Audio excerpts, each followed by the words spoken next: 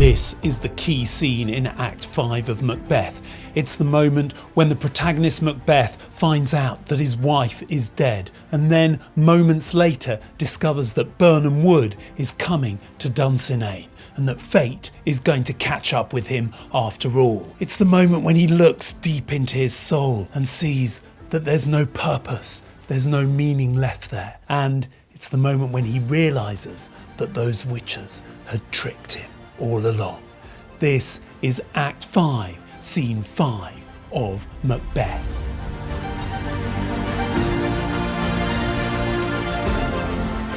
Sign up to the Vola Education platform to see all of the videos on the entire play of Macbeth, scene by scene, and to complete an AI tutor activity which accompanies each video. This is a fabulous way of checking your knowledge and getting AI to help you to think more deeply about what you've learned while watching these videos. It's a brilliant tool to use as you come to revising for your summer exams. So I recommend signing up as an active learner today.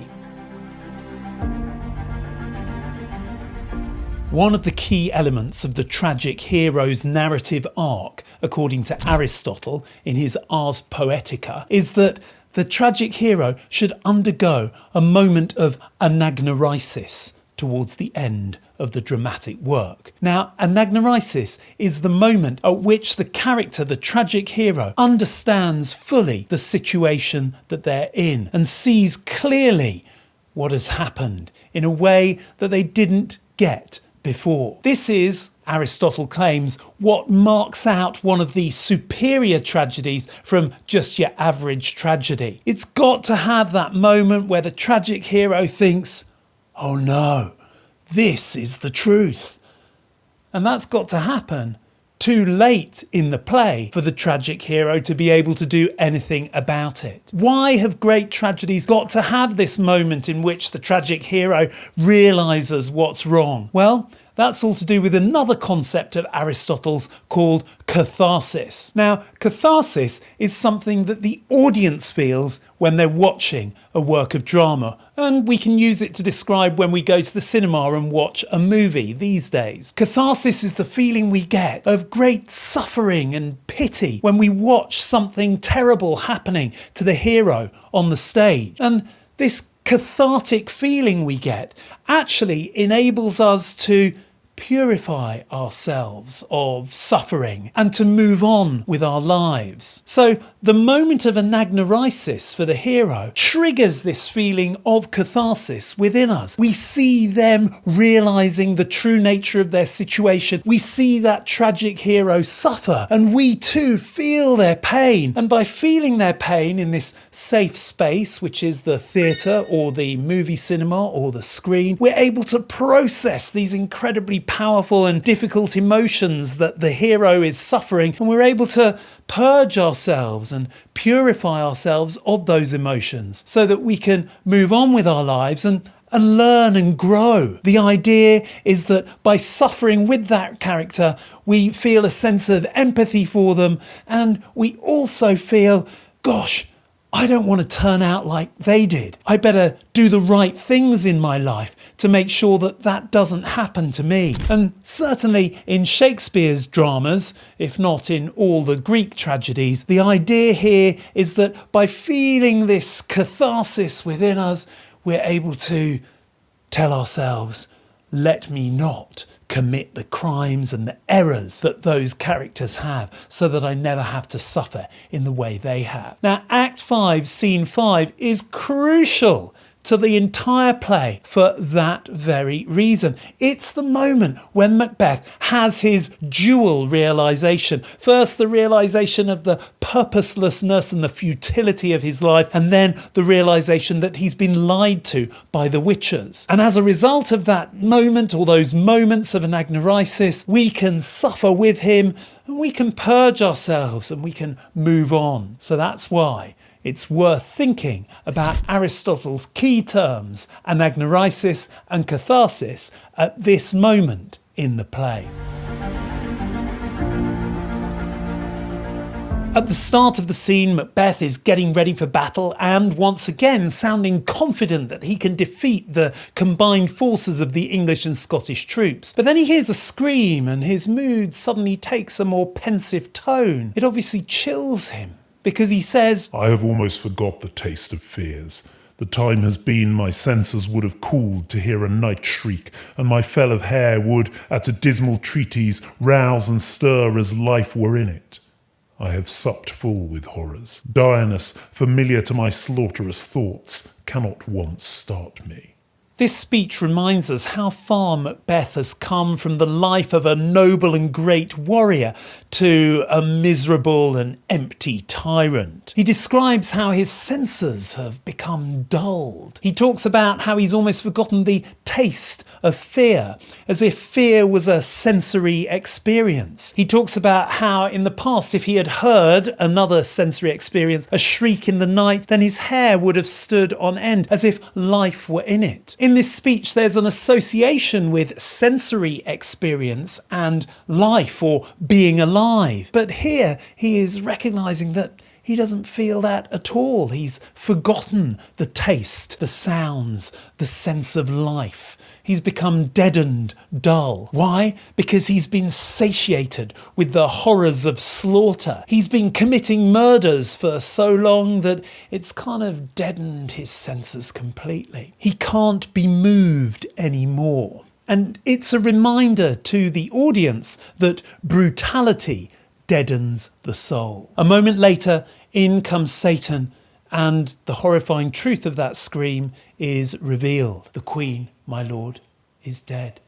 And there follows one of the most beautiful soliloquies in all of Shakespeare's work, the tomorrow and tomorrow and tomorrow soliloquy, in which Macbeth ponders on the futility of not just his existence, but all human existence. Let's read it through first. It's such a brilliant speech. Tomorrow and tomorrow and tomorrow creeps in this petty pace from day to day to the last syllable of recorded time, and all our yesterdays have lighted fools the way to dusty death. Out, out, brief candle, life's but a walking shadow, a poor player that struts and frets his hour upon the stage and then is heard no more. It is a tale told by an idiot, full of sound and fury, signifying nothing. Now let's go through each part of this speech so that we can fully appreciate the amazing beauty of it. He starts off by personifying tomorrow, or in fact a series of tomorrows, as these figures that creep along in a petty pace. What does that mean? It means all his future days, he sees them stretched out before him as creeping. Now, creeping is moving in a kind of deadened way, isn't it? But also moving in a kind of secretive way. If someone creeps, it's because they don't want to get caught by someone. And probably what he's thinking about here, if he's really projecting himself onto these images of tomorrow, is that he doesn't want to get caught. And now it seems that it's some kind of spiritual angst creeping along so as not to get caught by God. But he's going to be moving along in a dull, mechanical, miserable,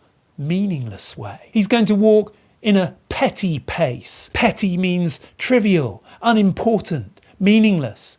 And look at that first line, tomorrow, tomorrow, tomorrow, repeated 3 times. And the repetition of the linking word and, tomorrow and tomorrow and tomorrow. There was no need to put the word and in there twice, but Shakespeare's done it to elongate this sense of the endless march of future days and how long and drawn out and dull and monotonous they will be. And they're going to go on all those future days, not just until he's died, but to the last syllable of recorded time. Now, to the Jacobean Christian audience, recorded time would remind them of the idea that God has a book of all the deeds carried out by all individuals on the earth that began on the day of creation and will go on until the day of judgment. The last syllable of recorded time is Judgment Day. So he's creeping along mechanically,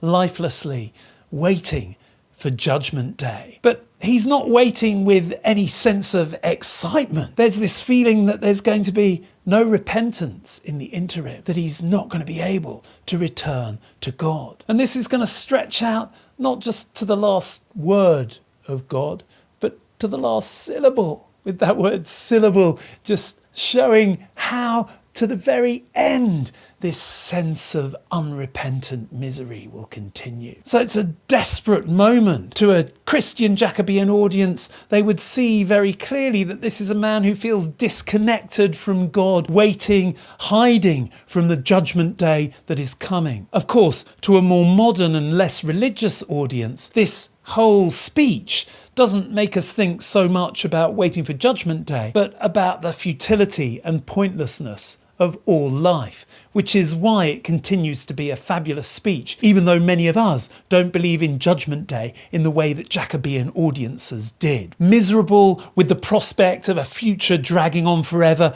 the next line looks back to the past, but the past seems no better. All our yesterdays have lighted fools the way to dusty death. Notice the use of the word our yesterdays. The beginning of the speech seemed to be Macbeth talking about himself waiting miserably for the future. But subtly here, the speech shifts from being just about him to being about all of humanity. All our yesterdays. He's talking not just about himself, but as a spokesperson for all of us, expressing the misery and futility that all of us at one time or another feel. Again, time is personified. Here we have yesterdays which are carrying some kind of light. And what does that light do? Well, that light lights fools the way to dusty death. Who are the fools? That's you and me, humans, following that light. But where are we following it to?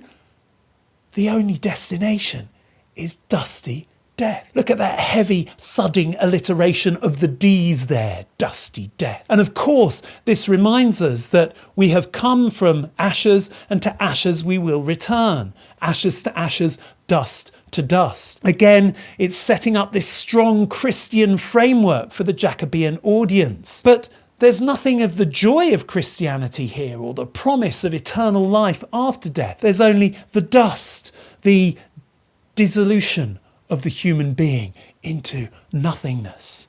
Again, the misery of a lost soul. So despairing about both the future and the past, Macbeth instead just wishes for an end to life. Out, out, brief candle.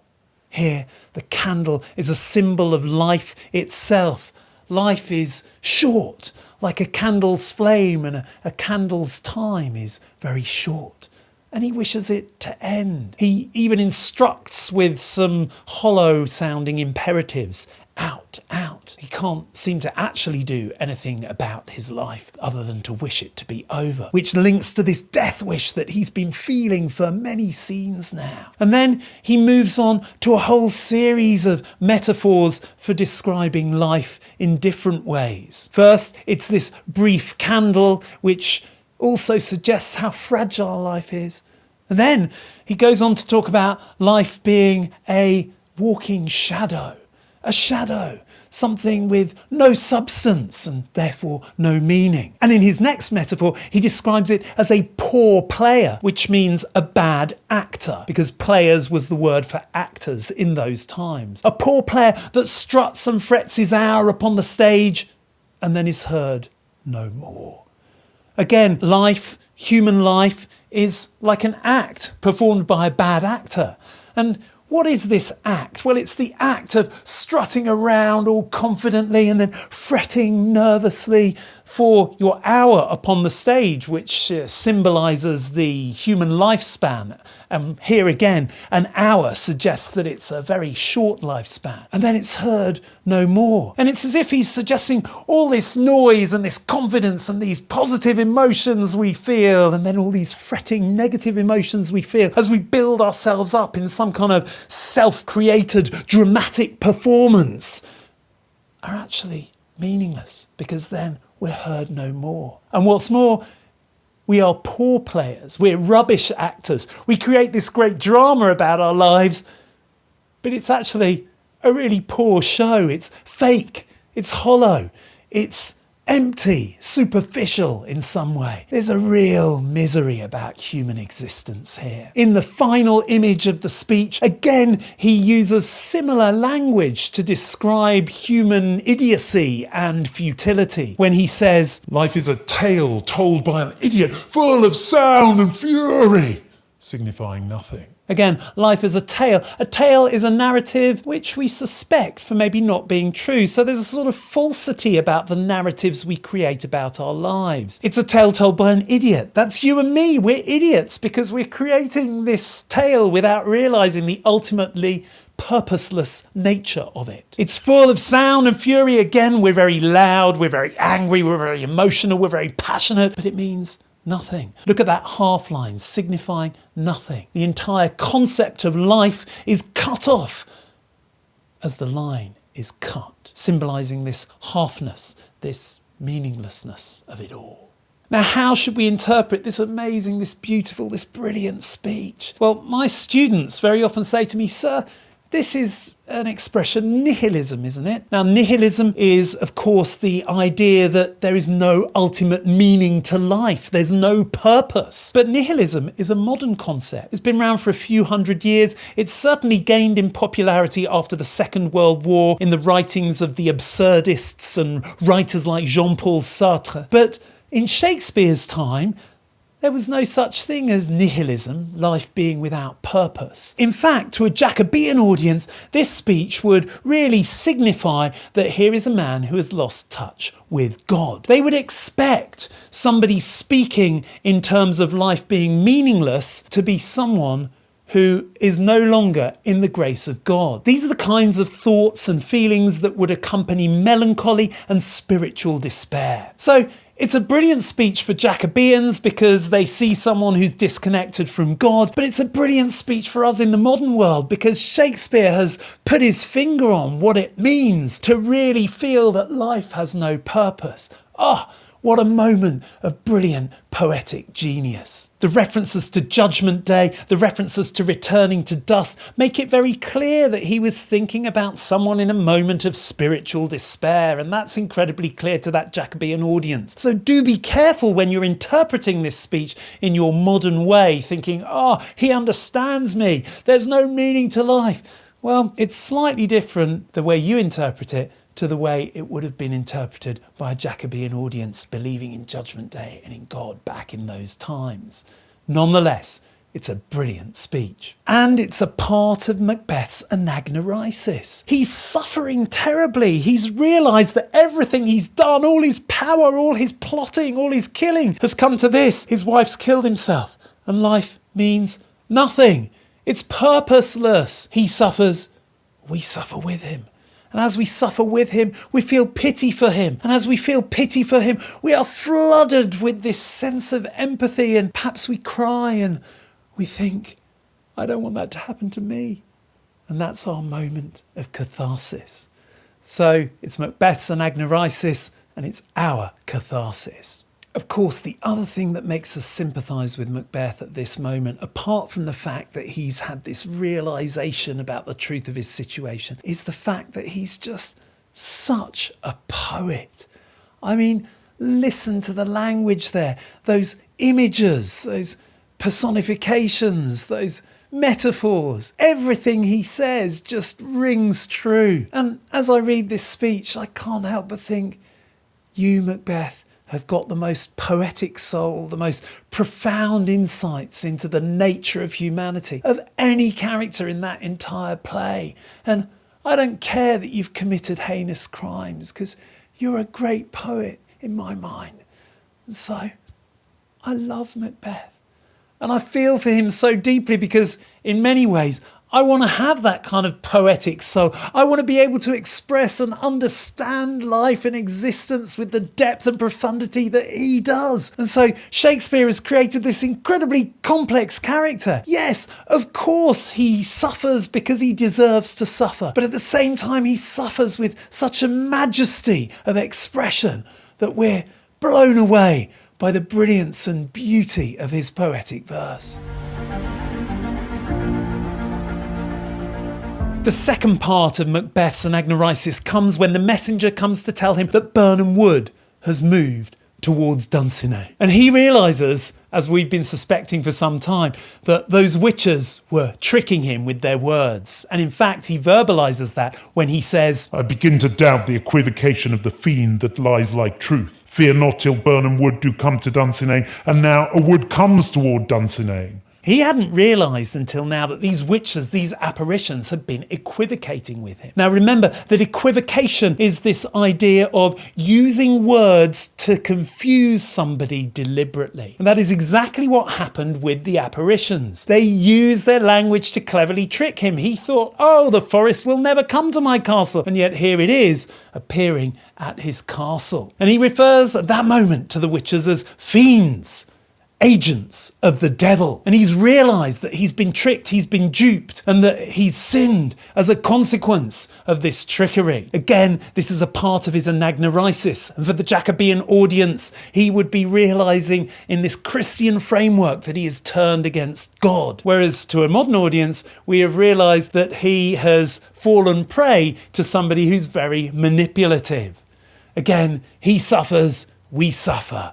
We feel that sense of catharsis as we watch him suffering. At last, he suspects the witches of demonic purposes, but his suspicion comes too little, too late. And that's the point of Anagnorisis. The tragic hero has got to realise what went wrong, but it's got to be too late for him to do anything about it. The downfall of the tragic hero has to be completed. But their understanding, their recognition, their realisation does at least mean that in the audience's mind, they regain some respect from us. Because of course, we respect those who understand things more than we respect those who don't understand things. So when we see him accepting the true nature of what's happened, we feel sympathy for him, empathy even.